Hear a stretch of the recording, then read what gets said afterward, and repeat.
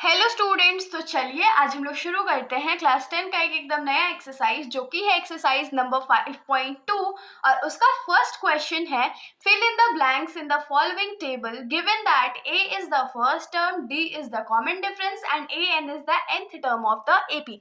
इस क्वेश्चन में हम लोगों को क्या बोला गया है कि नीचे जो टेबल बनाया गया है उसमें जो ब्लैंक्स है हम लोगों को उसको फिल करना है और ए जो है हमारा फर्स्ट टर्म है, डी हमारा कॉमन डिफरेंस है, एन जो है वो हमारा नंबर ऑफ टर्म्स है और ए एन जो है वो nth टर्म है, मतलब कि जो number of term last term जो होगा ना उसका वैल्यू है। तो हमारा जो टेबल है कुछ इस प्रकार दिखता है, एकदम शुद्ध हिंदी में मैं बोल रही हूँ, कुछ इस प्रकार दिखता है। ठीक है, अब इसमें हम लोगों को क्या दिया हुआ है, यहाँ पर ए का वैल्यू दिया हुआ है, डी का वैल्यू दिया है, एन का वैल्यू दिया है और ए एन का वैल्यू हम लोगों को फाइंड करना है। तो अब आप लोगों के दिमाग में आ रहा होगा, अरे ये सब वैल्यू भी दिया रहता, हमने तो फॉर्मूला पढ़ा ही नहीं है, कैसे सॉल्व होगा। तो देखिए मैं फॉर्मूला बता देती हूँ, फॉर्मूला बहुत सिंपल सा है। अगर हम लोगों को ए एन का वैल्यू फाइंड करना है तो जो हमारा nth टर्म होता है वो होता है ए प्लस एन माइनस 1d। ये हमारा फॉर्मूला है जो कि वर्क अभी करेगा। तो हम लोग अपने पहले क्वेश्चन पे आते हैं। तो पहले क्वेश्चन में हमारा ए का वैल्यू दिया है, डी का वैल्यू दिया हुआ है, जो दिया हुआ है हम लोग लिख लेते हैं। तो a इज इक्वल्स टू 7 है, d इज इक्वल्स टू 3 है, n का वैल्यू 8 है और a n हम लोगों को फाइंड करना है। तो चलिए यूजिंग फॉर्मूला, ये हमारा nth टर्म का फॉर्मूला है। तो put values in A N is equals to A plus N minus 1d। अब ए एन का वैल्यू हम लोगों को फाइंड करना है तो ए एन ही रहने देते हैं। ए का वैल्यू हमारा क्या है 7 है, प्लस एन का वैल्यू हमारा क्या है 8 है, माइनस 1 तो हमारा कांस्टेंट है और डी का वैल्यू हमारा 3 है। तो ये 7 प्लस 8 माइनस 1 क्या होता है 7 होता है, इंटू 3 हो जाएगा। तो ये 7 प्लस 7 3 जा कितना होता है 21 और 21 में 7 ऐड करेंगे तो क्या हो जाएगा 28 हो जाएगा। तो यहाँ पर एन का जो वैल्यू है वो क्या हो जाएगा 28 हो जाएगा। ये हमारा फर्स्ट का आंसर था। अब इस क्वेश्चन के सेकेंड पार्ट में हमारा ए का जो वैल्यू है वो -18 है, डी का वैल्यू हम लोगों को फाइंड करना है, एन का वैल्यू 10 है और ए एन जो है जो nth टर्म है वो 0 है। अब आप लोग के दिमाग में होगा अरे इसके लिए नया फॉर्मूला पढ़ना पड़ेगा। तो नहीं, हम लोग नया फॉर्मूला नहीं पढ़ेंगे, सेम फॉर्मूले में हम लोग जितने वैल्यूज नोन है उसको पुट कर देंगे तो जो अननोन वैल्यू है अपने आप निकल के आ जाएगा।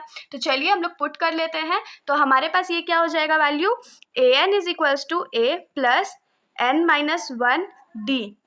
तो ए एन हमारा 0 है, इज इक्वल्स टू ए का वैल्यू क्या है -18 प्लस एन का वैल्यू क्या है 10 माइनस 1 और डी का वैल्यू तो हम लोग को नोन नहीं है तो इसको डी ही रहने देते हैं। 18 जो इधर माइनस में इधर ले आएंगे तो क्या हो जाएगा +18 हो जाएगा। 10 में से 1 गया तो 9 और इंटू डी है तो ये 9d हो जाएगा। अब 9 जो इधर मल्टीप्लाई में है इधर आके क्या होगा डिवाइड होगा ना, तो 18 divided by 9 is equals to D और 9 2 ज़ा 18 होता है। तो यहाँ से हम लोगों को कॉमन डिफरेंस जो है वो कितना मिल गया, तो 2 मिल गया था ना। इजी, एक फॉर्मूला से हम लोग कितने सारे सॉल्यूशंस बना सकते हैं ना। अब हम लोग आ जाते हैं इस क्वेश्चन के थर्ड पार्ट पर। तो इस क्वेश्चन का जो थर्ड पार्ट है उसमें हम लोगों को ए का वैल्यू अननोन है, डी का वैल्यू हमारा -3 है, एन का वैल्यू हमारा 18 है और ए एन का वैल्यू हमारा -5 है। हम लोग सेम फॉर्मूला में पुट करेंगे, A N is equals to A plus N minus 1d। अब ए एन हमारा क्या है तो -5 है, ए का वैल्यू तो हम लोगों को पता नहीं है तो उसको ए ही रहने देंगे। एन के जगह 18 माइनस 1 और डी के जगह -3 हो जाएगा।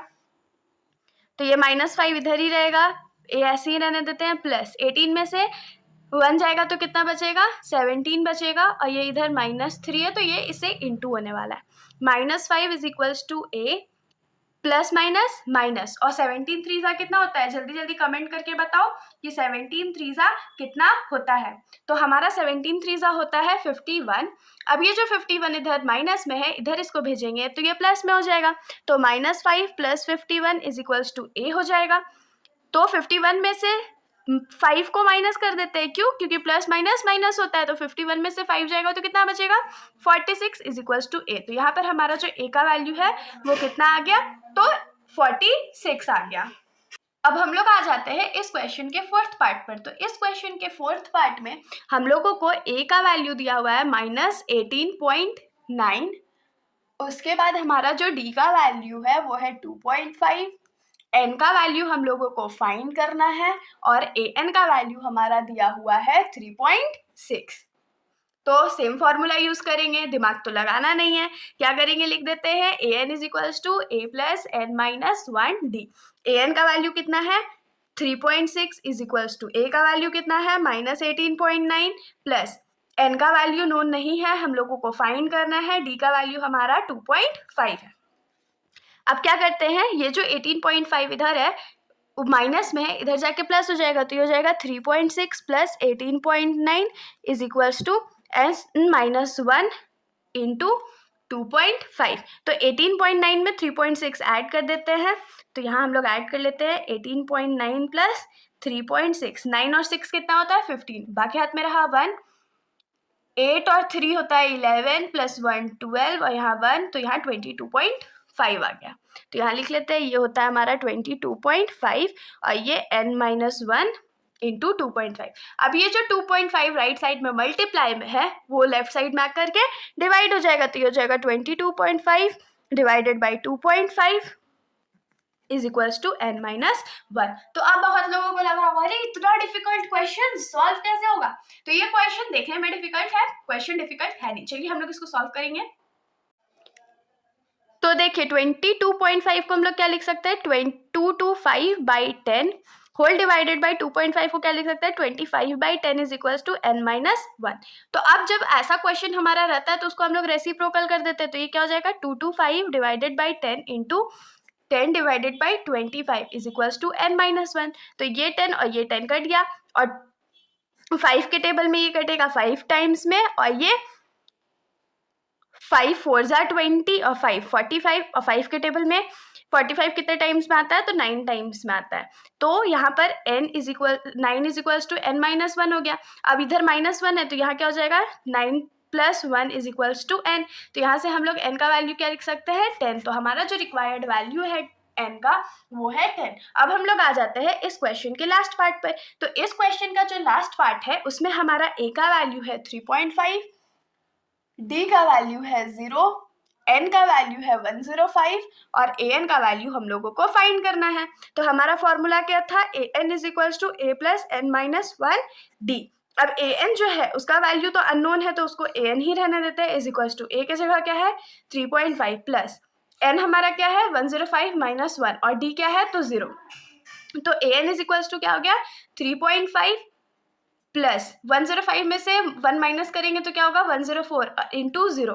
तो यहाँ से ए एन का वैल्यू क्या हो जाएगा 3.5 हो जाएगा, क्योंकि ये तो पूरा टर्म 0 हो गया। तो इसके साथ हमारा ये जो सॉल्यूशन है यहीं पर खत्म हो जाता है। अगर आप लोगों को कोई भी डाउट हो तो आप लोग कमेंट सेक्शन में पूछ सकते हो, वरना अगर आप लोगों को वीडियो अच्छी लगी तो वीडियो को लाइक कर दीजिएगा और मेरे चैनल को बिना सब्सक्राइब किए कहीं मत जाइएगा। Thank you.